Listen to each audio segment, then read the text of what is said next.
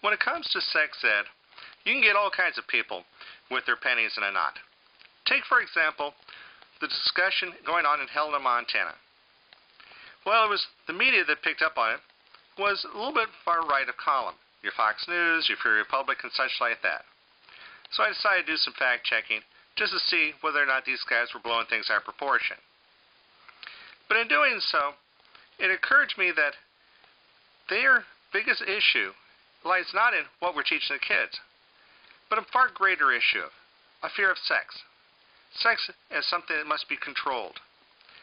The old carnal urges notion of the moralists. Their idea is that if we teach people about sex, they'll actually go and do it. But let's consider this from other perspectives.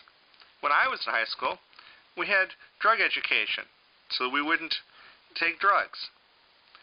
Would drug education encourage us to become druggies? I teach sciences in addition to math. I teach chemistry.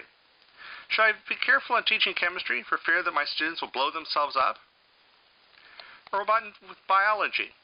They do dissection biology. Should we stop dissections for fear that we're going to produce the next batch of serial killers that are going to be cutting people up just out of curiosity? The fear of sex ed is basically a fear of sex. That ineffable biological imperative in that we're attracted to another human being. And any time that you have something that is bigger than ourselves, it has to be controlled.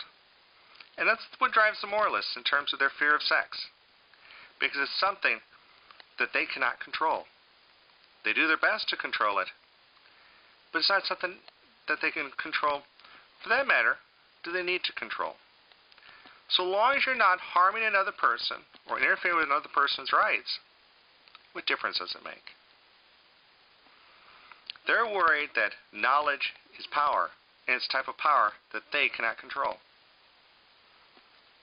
And so when they get into these discussions pertaining to sex ed, in fact, in Helena, if you looked at those criteria, you'll also notice that it was a whole group of people working together on this.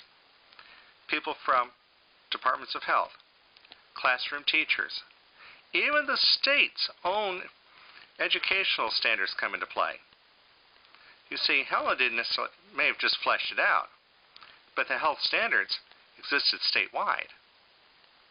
All they did was actually, refine it down to specific issues. What it took 2 or 3 dozen people to work this out. So it's not just a matter of one person, but a whole group of people coming together to address the needs of our students from kindergarten up through the 12th grade. In fact, mostly kindergarten through 8th grade, because once you get to 9th, 12th, they kind of lump everything together in their standards. Those people who are all up in arms about the sex ed are not worried about the ed part, but the sex part.